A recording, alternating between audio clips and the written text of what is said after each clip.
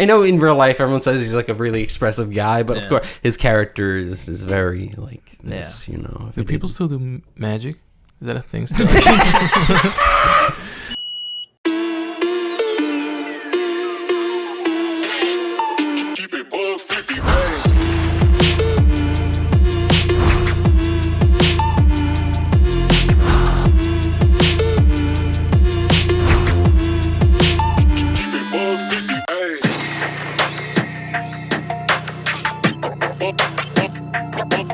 Warning, the podcast that you're about to watch was performed by professionals. Do not attempt to perform a podcast like this at home. Otherwise, you might suffer from extreme diarrhea. There you go. Wow!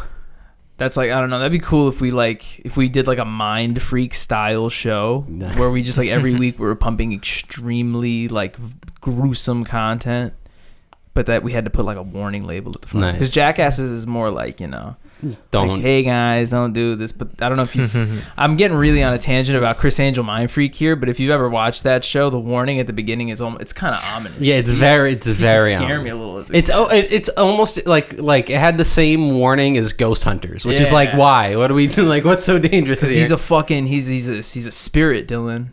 Yeah. I don't remember that. Yeah, it'd be like, warning, the stunts you're about to see being performed were this designed and created by Chris Angel, a highly trained professional. This podcast, guys, is actually going to be... the Chris Angel fan podcast. Yeah, it's going to be like a video essay, like an expose about Chris Angel. Honestly speaking, Dylan, I need to find out where I can watch full-length episodes of Chris Angel Mind Freak so that I can rewatch that series in full.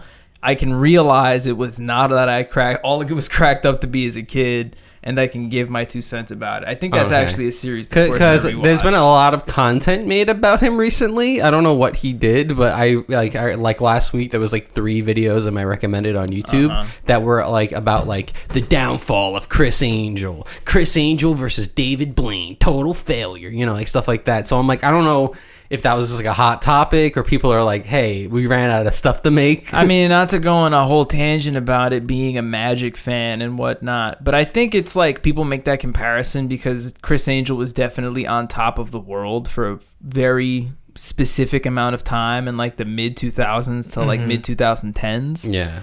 But like David Blaine kind of like won the war, so to speak. Yes. That he's always been able to remain relevant, whether he's doing street magic or his like insane endurance stunts and stuff like that. So I think that's why they make the comparison. But I can tell you from a fan of both of them, they're both doing very well monetarily speaking. Yeah, they're doing great. But I think the video is more about like the legacy. Chris Angel cared a lot about the war. Oh yeah, and David Blaine was like, I'm trying to sit nice, bro. Exactly. I'm trying to jump out of the sky without a parachute. There was definitely a very contentious point in their rivalry, and I think he's even they posted a picture together a couple years back where they're chill about it. They're not. It was just funny that. But that's 100% correct. David Blaine was just chilling literally. Yeah, David Blaine doesn't have the emotion to care about that, as you can tell by his like. I know in real life everyone says he's like a really expressive guy, but of course his character is very like this, you know. Do people still do magic? Is that a thing still? Jerry yet again. You know what I mean, bro? No, I do know what you mean, Jerry. I actually do know what you mean. Because it is like that. It's dying art. It is that line where it's like it's kind of like it's like you'll have like a hack. It's like there's a huge gauge of comedians. There's like Hack, who's doing a 4-year-old birthday party versus a Vegas show with 50,000 people in attendance. So it's like it is a weird like comparable, you know what I mean? But yeah, it's definitely still happening. I would say like right now, Magic is like I would say the big guy is probably Justin Willman, which makes me happy considering I've been a fan of his even from like his YouTube days when he was a host on I think it was Cupcake Wars and shit, but.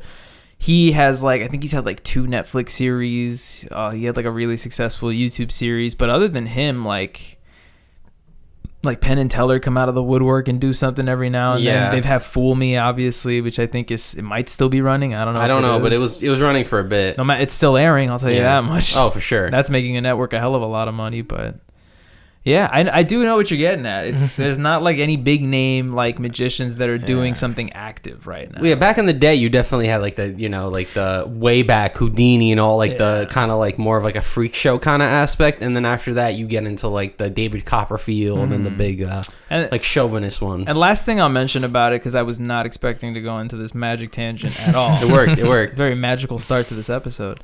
I was just gonna say, I think, delving even deeper into it, I feel like part of it has to do with like the death of cable television, because I feel like magic worked really well when it was syndicated on a network like once a week, or even when like David Blaine did like a special on ABC, like it was like a big deal. Yeah, it was a big deal. Now on streaming services, it just goes like, on YouTube or a streaming service, and and if people aren't like really, if it's A, not marketed well enough, or B, people just don't care enough, it's kind of like fall into the void of Netflix or whatever's in it. So I think that's another part. I'm not letting you end the magic tangent though, because I did watch one of the David Blaine special, one of the, like, not the newer one, but the one that came out in like the mid to late 2010s. The one with Kanye. Yeah, where the amount of celebrities. Not only the amount of celebrities, but the amount of celebrities in this video that have been canceled, controversy, Epstein Island, like I don't, but it's literally like Will Smith,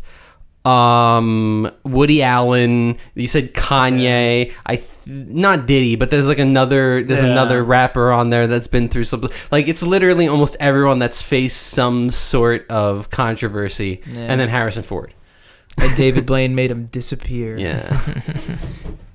He made Woody Allen's charges go away. Man, shout outs to David Blaine Street Magic, and absolutely legendary. We have to watch it after this. I think we absolutely do just to get reacquainted. Even the one I just mentioned, where like the also, docuseries. Shout outs to Mikey Day. Just dude won't quit. You know, he's just still around. Like that guy's still doing. Yeah, wilding out SNL.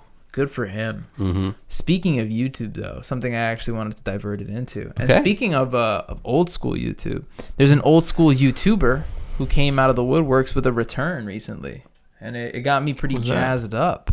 Jenna Marbles. It's not Jenna Marbles. It's the one. I think she got canceled too. Actually, she did like brown face, right? She faced like a lot of backlash, and then like basically people were like returning to her, you know, and they were like, "We forgive you," blah blah blah, and she's like, I don't want to deal with this, and now she's like a therapist or something. Gotcha. Yeah. Jenna Marbles, the therapist. That's hilarious. Well, no, she had like a master's or like a doctorate. No, I believe it. And it's then just fun. Like when you're known for a fucking handle like that, then you try to get a big boy job. It's like, ugh. It's pretty funny. Don't let anyone know. Yeah, but fucking that being said, the only Freddie W.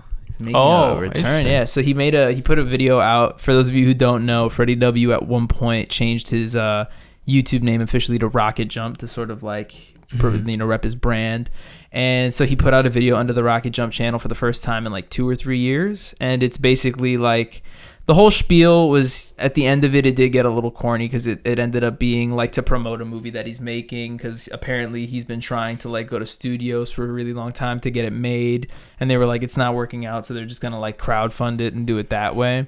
But that being said, what was cool about it was like the first 10 minutes of the video is just Freddie in a set with like really dramatic lighting talking about like his history on YouTube, and he goes all the way from like when he used to make little crappy videos as a kid to like becoming a Guitar Hero pro to teaming up with Corridor Digital to making VGHS and Onward and all that stuff.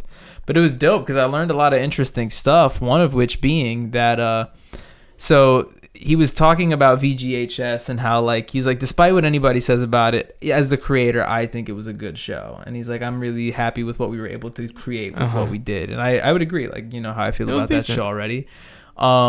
But he went on to explain like it was so hard to make the show that they took every like brand deal that was presented to them like shamelessly. So he's like, and if you go back and you watch VGHS, there's product placement everywhere between like Monster Energy drinks and like Razor products and all that shit. So he said that at one point AT&T reached out to them and they pitched the idea of changing the name of the internet in VGHS to the AT&T Uverse. And he was like, that was just one where me and the guys had to like collectively be like, we're gonna humbly decline that one. There's a way to make it work. That's not the way to make it work. You know what I mean? So like, you could even have a modem that says AT&T, but call in the whole shit. So all that to first. say, apparently for like the past several years, the creators of VGHS have been trying to pitch an animated spin-off to multiple networks. Huh. And finally, after a really long time, they were able to get some traction at Cartoon Network. And he said like it was even to the point where like their lawyers were going to talk to their lawyers. And then right then in that moment was when the Warner Brothers Discovery merger happened. And like all of the projects that were being worked on got shelved between like DC and Looney Tunes and all that shit. So like their project completely fell through.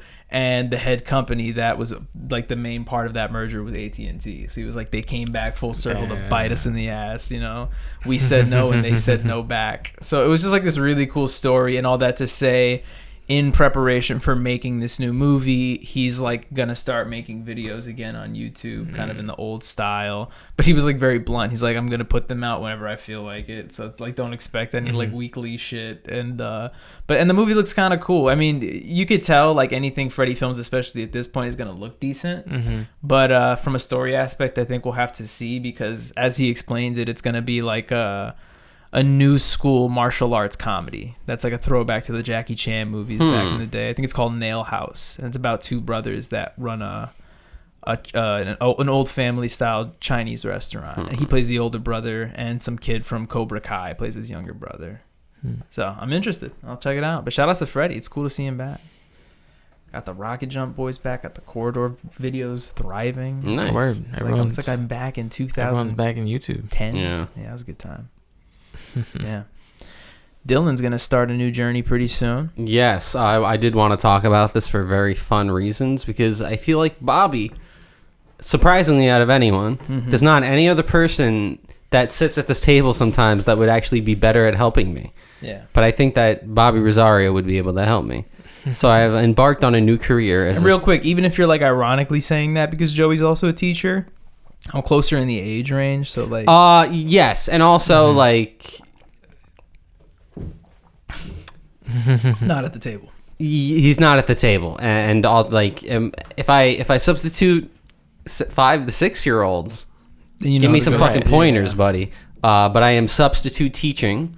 I'm also gonna go for my master's degree and kind of work that in tandem. But yeah, Bobby has worked at a school for quite a while now.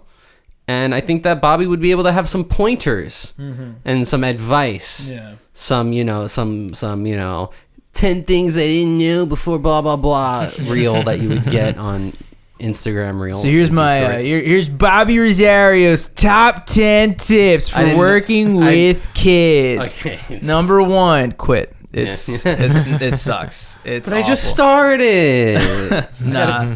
All joking aside, working with children was something I never expected to do. It was kind of something I fell into, and then 9 years later, I've worked my way up into like teaching all these after school classes and like being a coach for Ultimate Frisbee and all these different things. It's been rewarding, is what I'm trying to say. When I was never expecting it to be. That being said, you're teaching what, freshman to sophomore age kids, right? Yes. Yes, it can be any assignment, can be anything, but this assignment is lower high school. And it is mathematics. I don't know. I feel like you're going to luck out a little more if you get freshmen. Yes. Because the idea is like, from my perspective, especially when kids go from like the 7th to 8th grade like age range, they get more like feisty because it's like they're leaving. No, they actually get chiller. Okay. I feel like they're, at least from a middle school perspective, like overall as an average, the 7th graders are always like the rowdiest. Okay. Because like the 6th graders come in. The 6th graders might be rowdy, but it's more so because they're coming in with like that elementary school energy, and you can see it even like in the lunchroom, like how the 6th graders are acting compared to the 7th and 8th graders, like little kids, and then like kids trying to act like adults. Like there's a big disparity right there. But from 7th to 8th, it's like they're even further trying. It's like they're preparing for high school, and especially in this generation where like they have a very negative outlook of what teenage life is supposed to look like via Euphoria or whatever the fuck they're watching. Like they're preparing by getting like way too mature too fast. Yeah. So the 8th graders are all like just have like their AirPods in and like Breakfast Club style, just like talking to each other. So like that being said, I feel like the 8th graders in public schools today, at least in New York, with that energy going into freshman year of high school, where like for the most part, they're all going to be in that like new environment with maybe like 2 or 3 friends that they grew up with. Yeah. It's just going to like amplify that like that not quiet energy, but like that chill loner energy, if that makes sense, you know? And then I think eventually like tail end going into sophomore year, they'll eventually kind of vibe into the culture of the school. Because again, what I've noticed with the handful of students that come back and I keep in touch with after they graduate from our school, they do change a lot, but it does vary on like where they go to school after that. Like we've had students who go to a performing arts school, and then by the time they're in sophomore year, like their whole life is like theater and shit like that.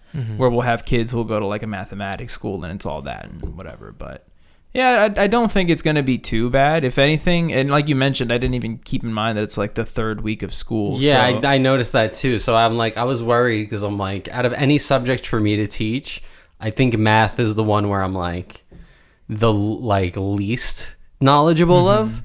In not in terms of like knowing it, but like actually being able to like show another person how to do something. Math would be like one of the that and art are like lowest. Like, so you know what's actually pretty funny about that? Yeah. Is if you combined Jerry and I right now, we would be the perfect person to help you. Yeah. Because I know everything about working with kids, and Jerry knows everything about numbers. Yeah, so, Jerry knows his numbers. that being said, Honestly, I'm not a good teacher though, so yeah. that's what I'm saying. We just do the little one of these. Oh yeah. It's just mind meld together. We'd be like Bo Berry or some shit like Yeah, you gotta put your heads together, just meld, you know, do a little mind meld action.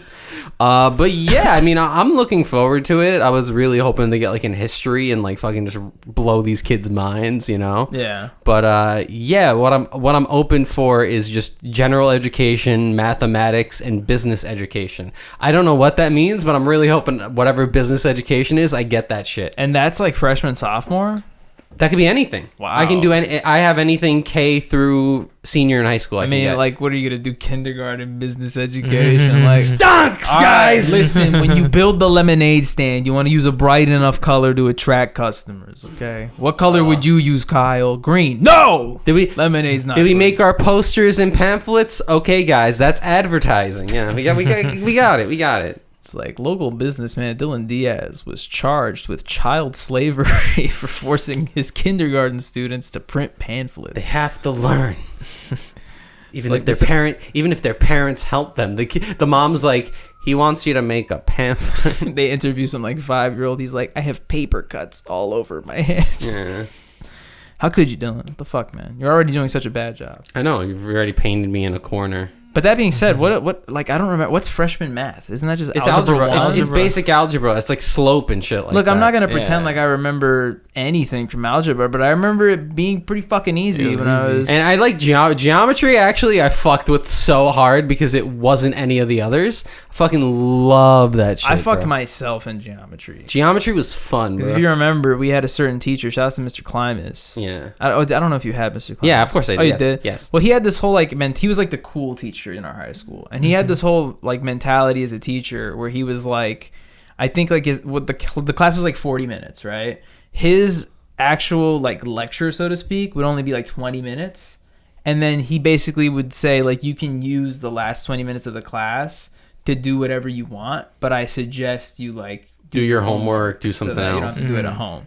But like me and like half the other class would just immediately pull out our phones and it was like free time, you know what I mean? So because of that, I was not really good at geometry at all. Yes.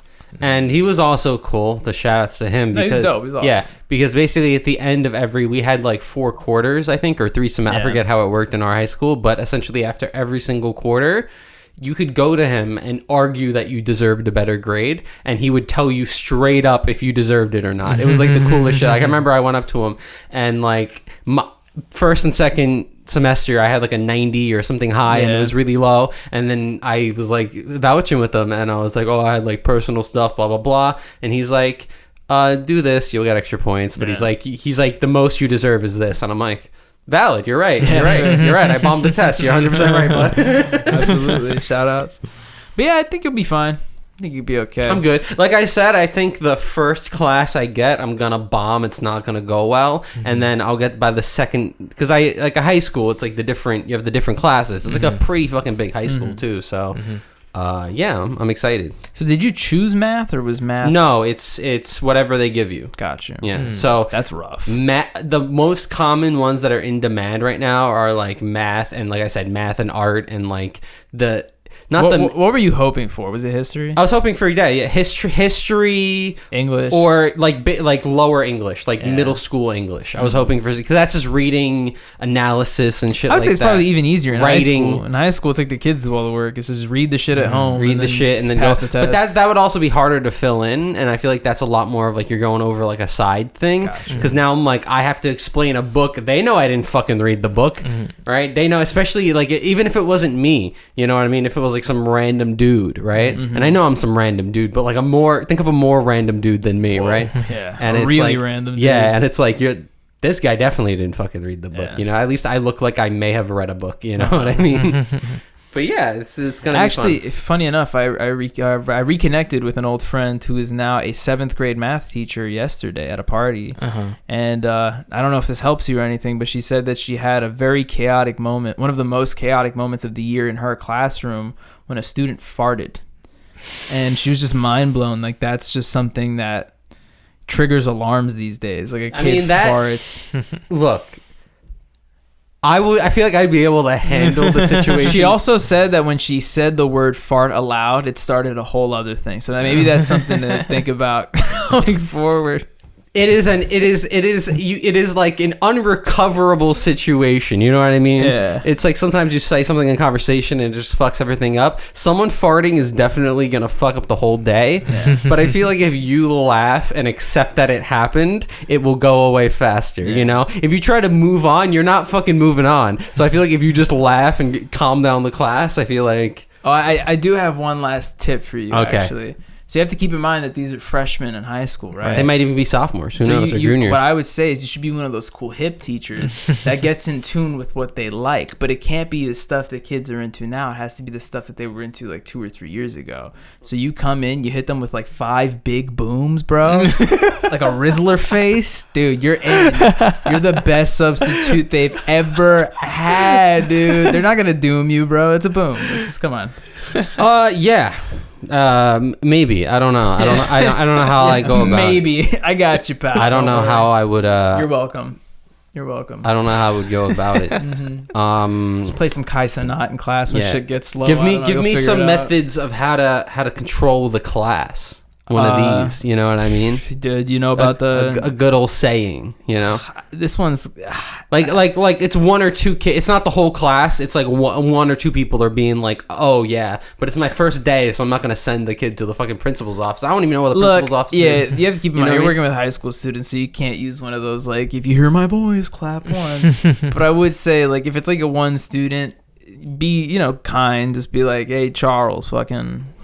Don't say that, but Charles, buck up. But just give them a warning, but it doesn't have to be like any bad thing. But at the same time, you do want to make sure that you instill that at least a certain level of strictness from especially as a substitute. Yeah, I think in my past jobs, I was always like a person that at some point was like not the lowest rung, but the second lowest rung, and I feel like I'm that again. Mm-hmm. So I'm still going to be able to boss some people around a little bit. You know what I mean? It's just there's people above me. Yeah, it's just the janitor in the hallway. Yeah.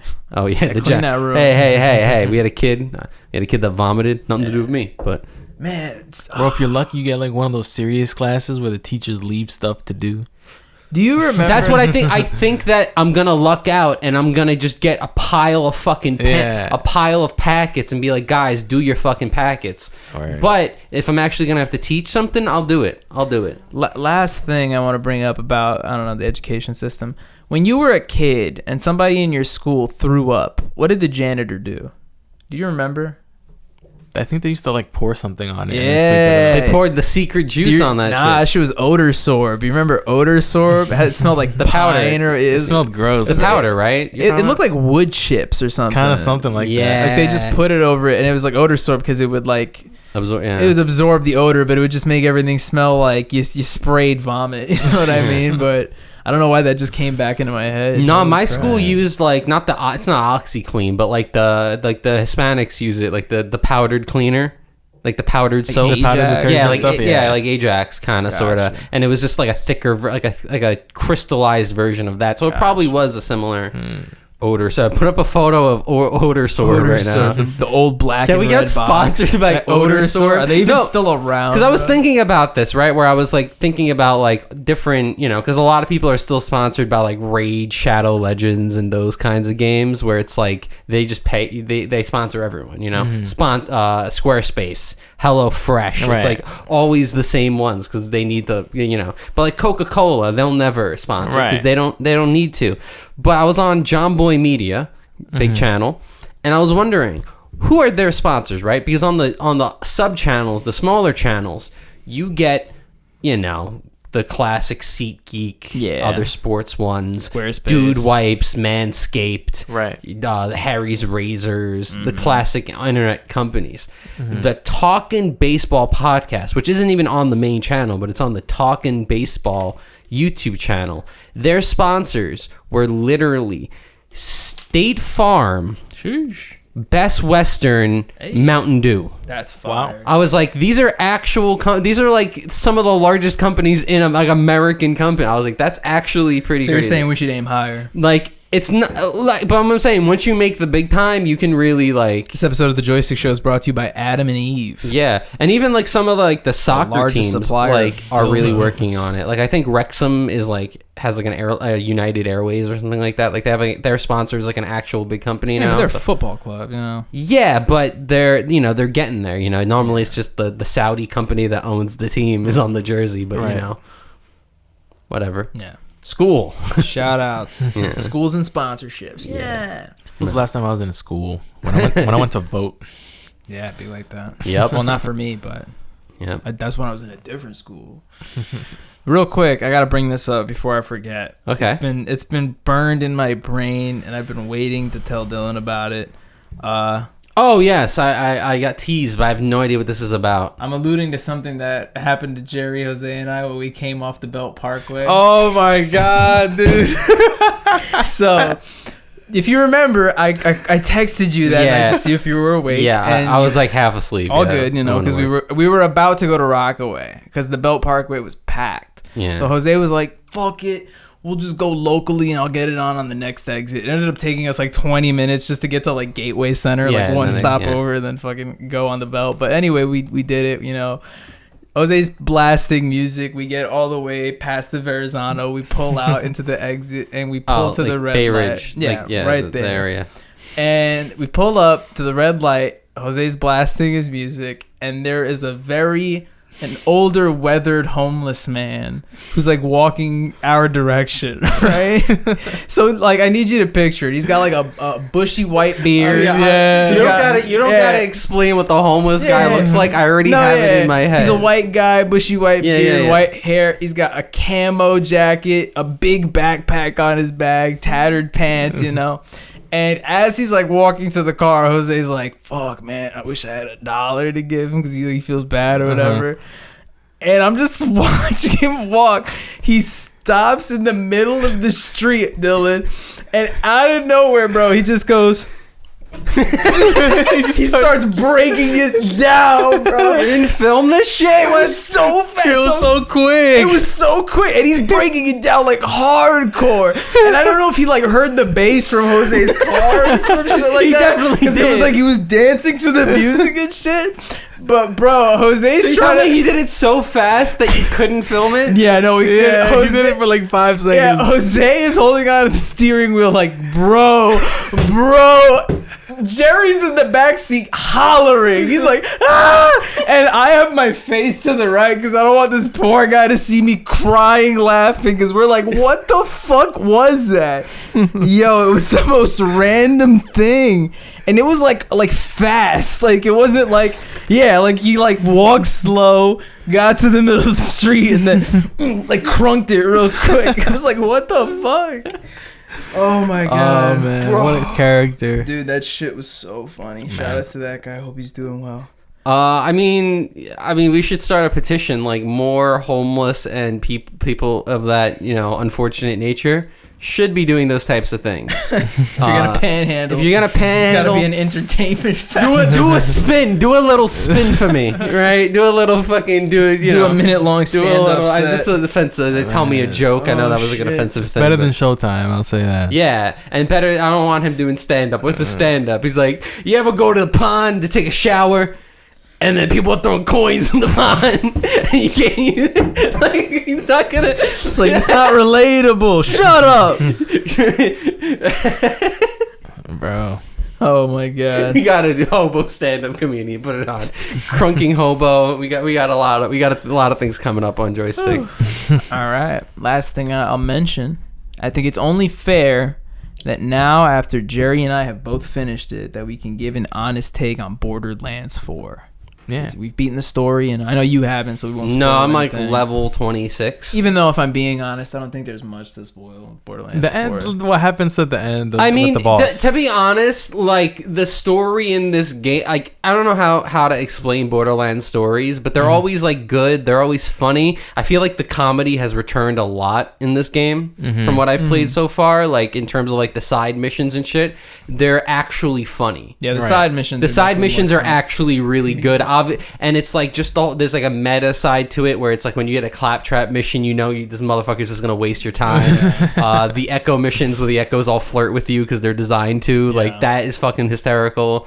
But yeah, I'm waiting. I don't think I care about the story, but it's a very good story. It's a good story for me. And what I mean by there's nothing to spoil, I mean, like, there's nothing crazy. Yeah. They were pretty honest when they said, like, they're separating this from a lot of the other Borderlands games. And I'd say, like, we're pretty lucky to get the characters we did get anyway. You know? Right. But that being said, I guess from a gameplay aspect, it's got to be, like, one of the best, right? Right. The gunplay is on top. I didn't know how I was going to feel about the open world map, but I think it works really well. It works. Borderlands. It's convenient, sure. not having to, like, travel from, like, section to section. Yeah. As now you're just fast traveling from one part of the map to another part. Right. The movement options, I know we talked about it last time, but, like, especially after beating the game, I don't know that I could go back and play another Borderlands game after, like, not having a glide. And also too, the map is, like, very vertical. Like, the map is super, like, one part of the map will be here, one part will be there, and it's like you gotta do, and it's like, it is good you have those movement because then you can kind of, like, jump and drive and get your way there. That being said, as much as I would love to sit here and say that Borderlands 4 was a 10 out of 10 game, it was not a 10 out of 10 game. Had a lot of bugs and a lot of graphical issues. I know you guys. So, how many game-breaking / crashing things happened to you in a number perspective? Because I want to share how many I've had. Has it been if you could put, like, a number on How many crashes have I had? Or, like, something not working, I guess. What do you mean not working?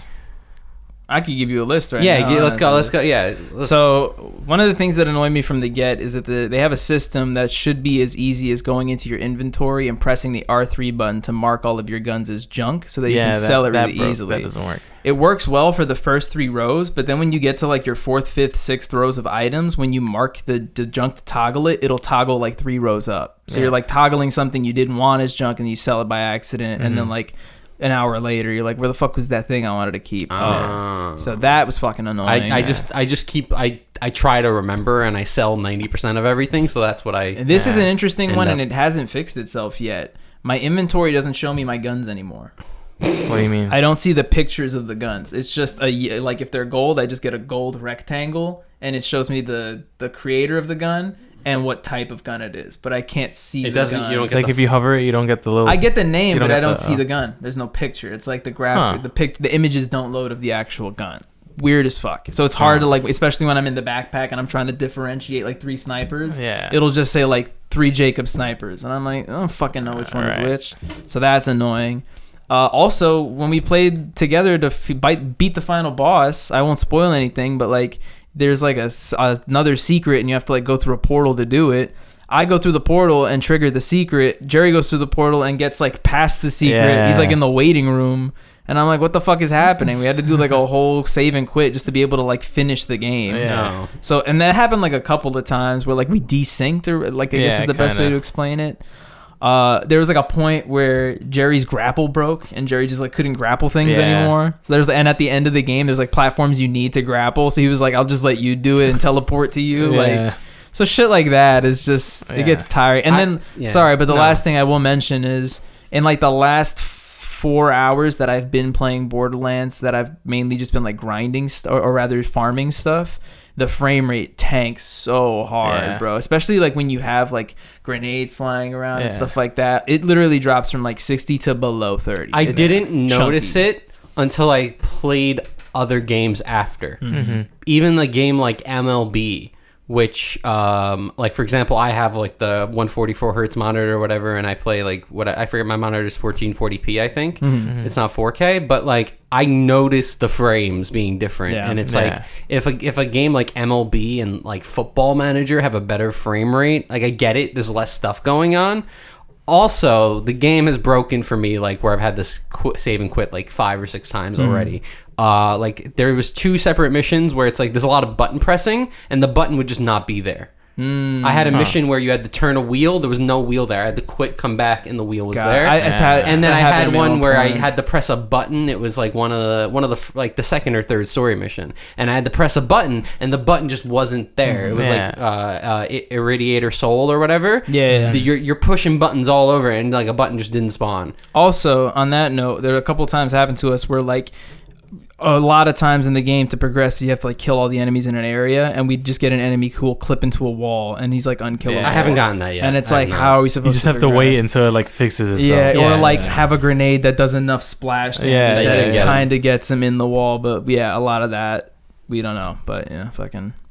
That being said, if I'm being honest and I'm being fair, and I was to give a number score to Borderlands 4 out of 10, personally speaking, I would give it an 8.5. It's AAA-itis. That's what it is, man. All these AAA games come out like half baked, and then also it takes like 3 years to get to like where it should. It's just a matter of like shit working. As much as I love Randy Pitchford for the free gold keys, he did not handle the release of this game very well. Did you hear about that? No.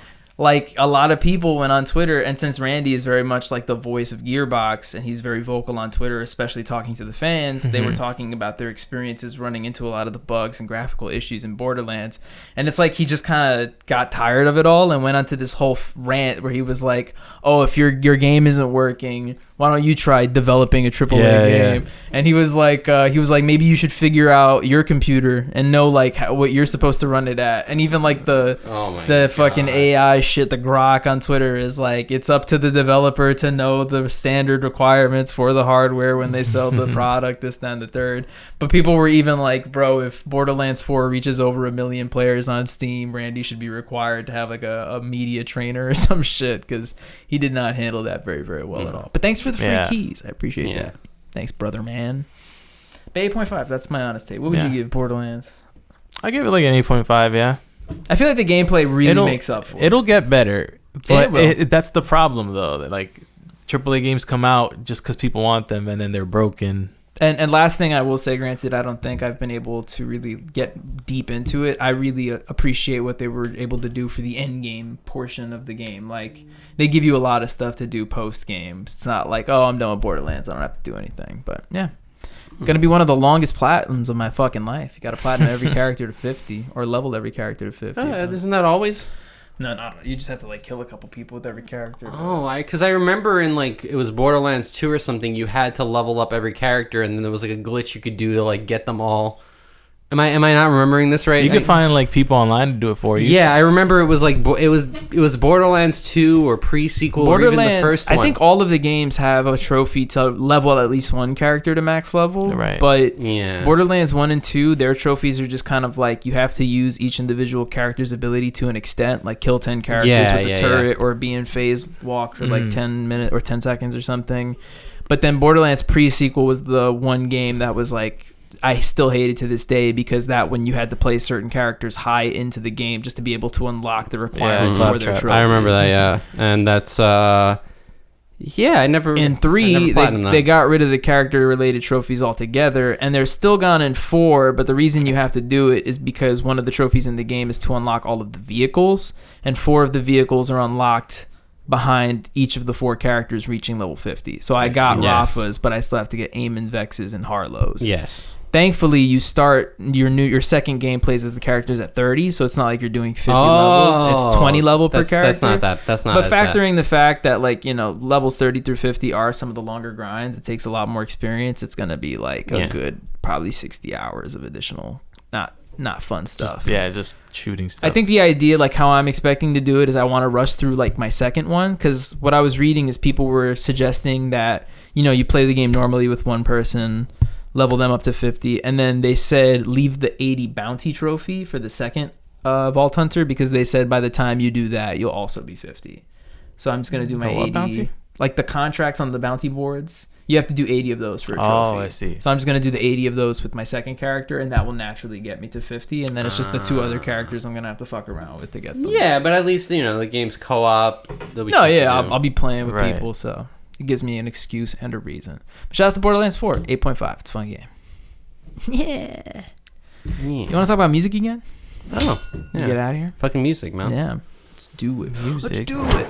Listen, I want to just give a shout out to the queen herself, Rebecca Black. It's Friday. It's actually Sunday, so I can't sing the song, but she's getting traction lately. Not only for kind of coming back as a successful pop artist, but being a DJ. I saw this. Yeah, she's pretty good at the house DJing, and she recently, like 3 weeks ago, put up her set from Lollapalooza, and it was really interesting because it starts off with a lot of like hardcore house music, boys noise, like Skrillex type shit, and then it kind of starts phasing into like 90s, early 2000s like pop music that we kind of grew up with. So she throws in like a Britney Spears Toxic remix, like a Crazy Frog remix, like shit like that. Oh yeah. And she put up I'm a gummy bear, bro. Yeah, she put up a house music remix to one of my favorite songs of all time. Forgive me if I've made it a jam before. If I have, I'll change it in the description, but I'm gonna go ahead and give it to I Want You Back by NSYNC. No, I don't think you. Absolute jam of a song, and I think is my favorite NSYNC song of all time. It's very good, and the house version is really fun. So shout out to Rebecca and shout out to NSYNC. Nice. I'm gonna go with a band that I chose a couple of months ago, and that is Alice in Chains. And I'm gonna go with the song "Rain When I Die." I don't know why I'm going with songs that came out 30 years ago for my yams, but yeah, I don't know. I think there's a certain type of like pain and turmoil you have to go through your life in order to enjoy Alice in Chains. Yeah.